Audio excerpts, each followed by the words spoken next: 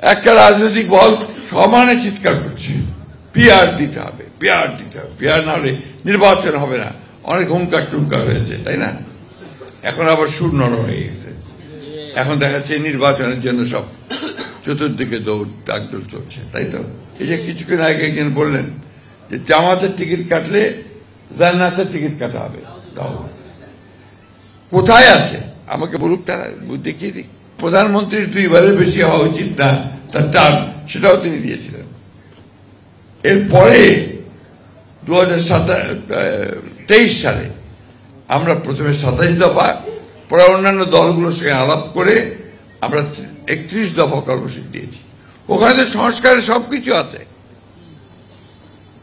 সবকিছু বলা আছে।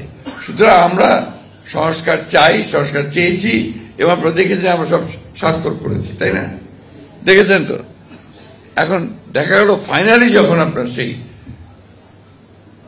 সুপারিশগুলো আসলো, তার মধ্যে অনেকগুলো বিষয় আছে যেগুলো আমরা সই করি নাই। অর্থাৎ এখানে একটা বলা যেতে পারে যে ওই কমিশন সঠিক কাজটা করে নাই। তারা যেগুলো একমত হয়েছে সব রাজনৈতিক দলগুলো, সেগুলো দিলেই সবচেয়ে ভালো। একটা রাজনৈতিক দল সমানে চিৎকার করছে পিআর দিতে হবে, পিআর দিতে হবে, পিআর না হলে নির্বাচন হবে না। অনেক হুঙ্কার টুঙ্কার হয়েছে, তাই না? এখন আবার সুর নরম হয়ে গেছে। এখন দেখা যাচ্ছে নির্বাচনের জন্য সব চতুর্দিকে দৌড় ডাকডোল চলছে, তাই তো? এই জিনিসগুলো ঠিক না।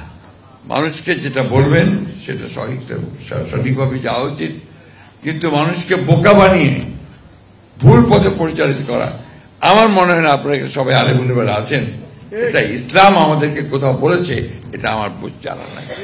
এই যে কিছুক্ষণ আগে একজন বললেন যে জামাতের টিকিট কাটলে জান্নাতের টিকিট কাটা হবে। কোথায় আছে আমাকে বলুক, তারা দেখিয়ে দিক। হার্টের যত্নে বিশ্বসেরা ক্যানোলা তেল এখন বাংলাদেশে। কোথায় আছে? এবং এটা ঠিক না ধর্মকে ব্যবহার করে রাজনৈতিক ফায়দা নিয়ে নেওয়া। এটা কখনোই আপনার ইসলাম এই কথা বলে না। এই কথাগুলো আমি এই জন্যই বলছি, যেগুলো সমস্যা হয়ে দাঁড়িয়েছে, কথাগুলো বলছে সবাই। এই কথাগুলো আজকে জনগণের সামনে আসা উচিত, বেশি করে আসা উচিত। সবচেয়ে বড় কথা হচ্ছে যে এই মহলটি, তারা কিন্তু আপনার রাজনৈতিক অঙ্গনে দাঁড়াতে পারছিল না। আমাদের শহীদ প্রেসিডেন্ট জিয়াউর রহমান সাহেব তাদেরকে সুযোগ করে দেন রাজনৈতিক অঙ্গনে আসার। আইডিয়ার নামে প্রথম এসেছিল, মনে আছে আমাদের, ইসলামিক ডেমোক্রেটিক লীগ। তারপরে তারা কাজ করেছেন, আমাদের সঙ্গেও কাজ করেছেন, আমরাও তাদেরকে নিয়ে কাজ করেছি। কিন্তু দুর্ভাগ্যক্রমে গত 10 বছর কিন্তু আমরা তাদের এই ফ্যাসিস্ট হাসিনাকে পরাজিত করবার জন্য ভিজিবল, দৃশ্যমান কোনো কাজ দেখিনি। ঢাকা বিশ্ববিদ্যালয়ের নির্বাচনে শুনতে পাই ছাত্রলীগের মধ্যে তারা ঢুকেছিল। শুনেছি, আমরা জানা নাই আমার। অর্থাৎ ছাত্রলীগ সেজে তারা সেখানে ছিল।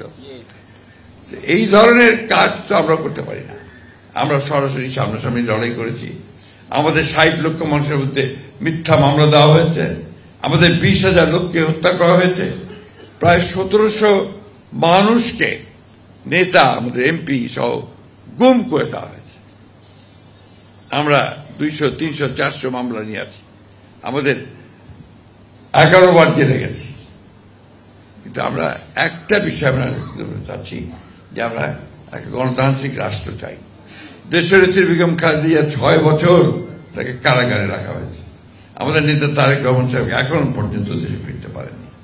এই যে ত্যাগ সকলের, এই যে 1400-1500 ছেলেকে হত্যা করা হলো, সবকিছু মিলিয়ে যে সুযোগ এসছে, আসুন আমরা সবাই মিলে অন্তত এই জায়গাতে আমরা ঐক্যবদ্ধ হই যে একটা সুন্দর সুষ্ঠু নির্বাচন সকলের অংশগ্রহণের মধ্য দিয়ে গ্রহণযোগ্য একটা নির্বাচন করে আমরা একটা গণতান্ত্রিক সরকার, গণতান্ত্রিক পার্লামেন্ট গঠন করি, যার মধ্য দিয়ে আমরা আমাদের সমস্ত সমস্যাগুলোকে তুলে ধরতে পারবো।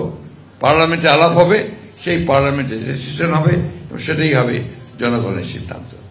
আমি সবশেষে আপনাদের সঙ্গে একাত্মতা ঘোষণা করছি এবং আশা করছি যে আগামী দিনগুলোতে আপনাদেরকে এগুলো নিয়ে আর এই আন্দোলন করতে হবে না বা দিন দরবার করতে করতে হবে না। সকলকে ধন্যবাদ। আসসালামু আলাইকুম।